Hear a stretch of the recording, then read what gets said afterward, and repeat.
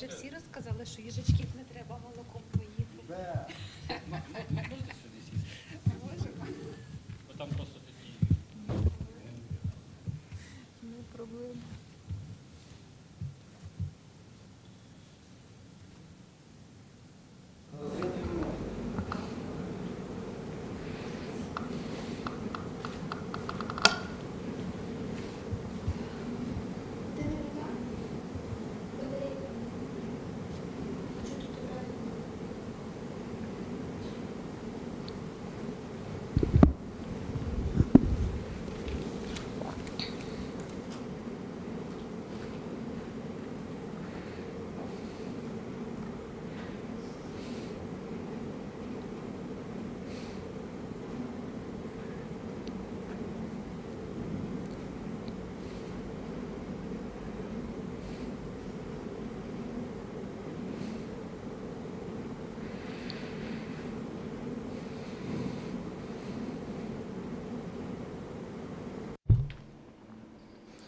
Good afternoon, my name is Oleg Synegubov and I want to thank everybody who joins us in Ukraine Media Center Ukrinform.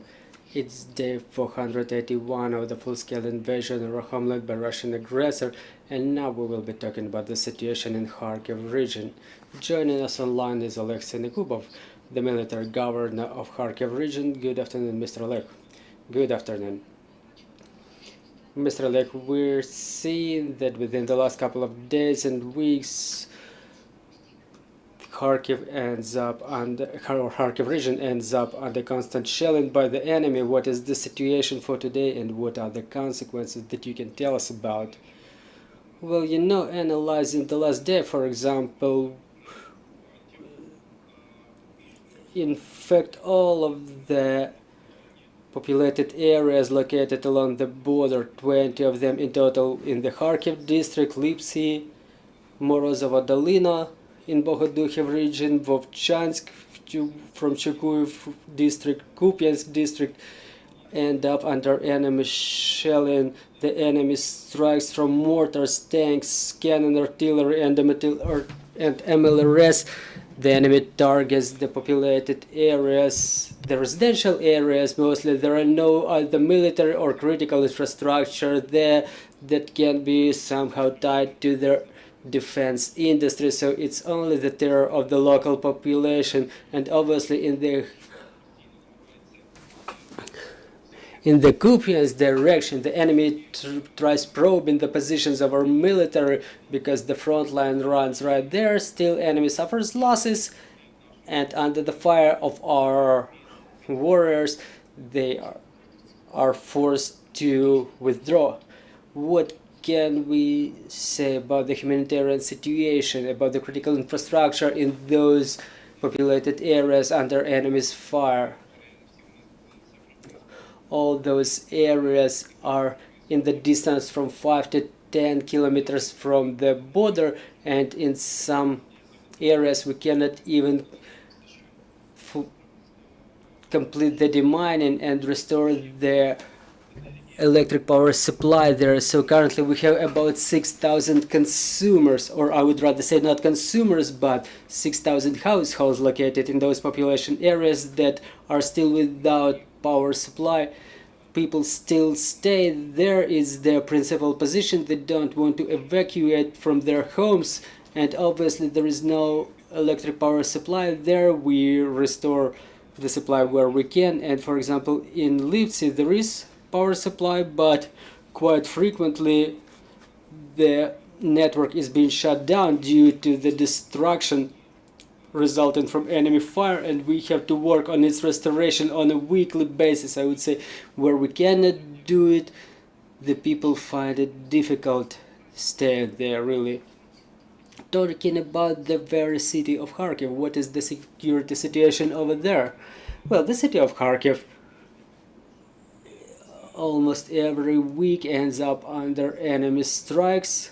The enemy uses S-300 air defense systems. The enemy changed its tactics recently. Within the last couple of weeks they started inflicting more strikes with kamikaze drones of Shahed type on Kharkiv and adjacent populated areas. Our air defense forces work against them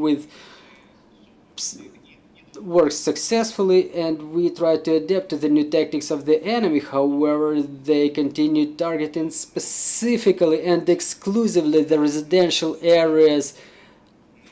So nothing that can be somehow connected with the logic of the warfare. Mr. Oleg, what is the situation with displacement of people? We understand that the situation in the city of Kharkiv and in Kharkiv region is different. So what is the dynamics that you sense? Are people coming back to Kharkiv or to Kharkiv region, or is it the other way around? Well, talking about Kharkiv, the population is currently about 1.3 million of permanent population who stay in Kharkiv on a permanent basis.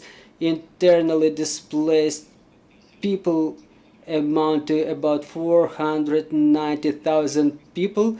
Those people evacuate to the region, including the city of Kharkiv itself, from Kupiansk district, from Izum district, from the city of Izum itself.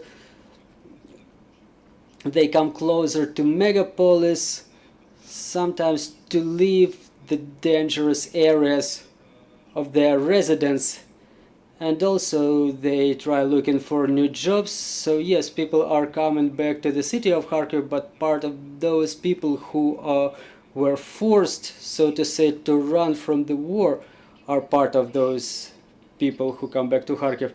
Well, the question would be about the preparation to the winter season. Maybe some might say that it's too premature to talk about that, but for those who live close to the forward edge of the battle area, it's a pressing issue. Are those villages and towns preparing for the cold times? Do the people prepare to spend the winter over there?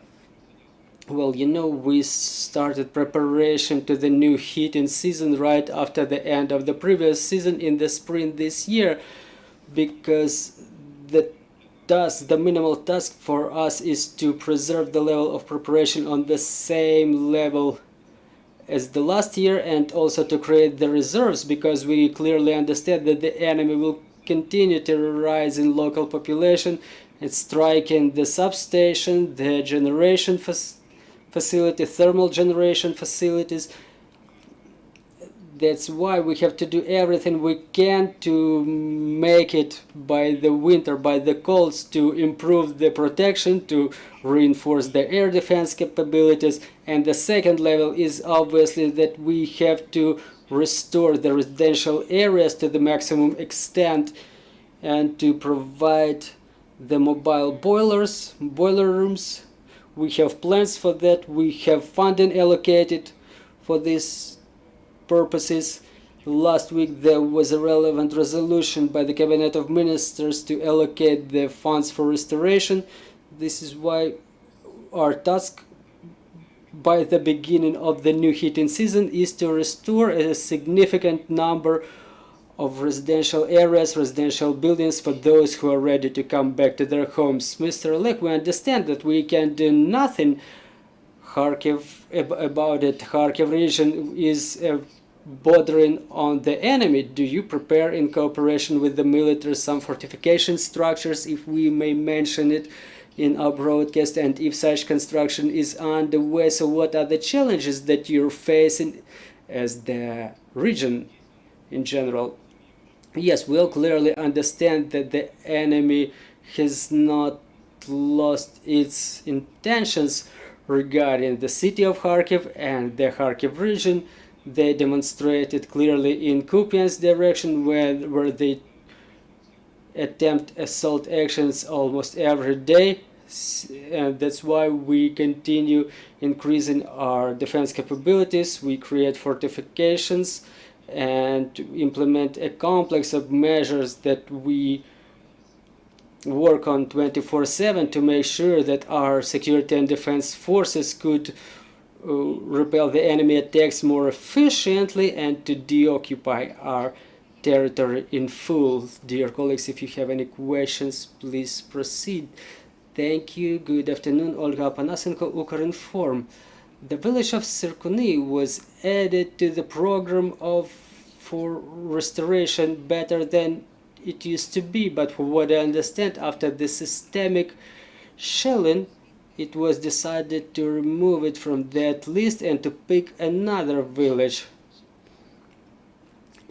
Is such place already picked, and have the demining works started over there? Thank you.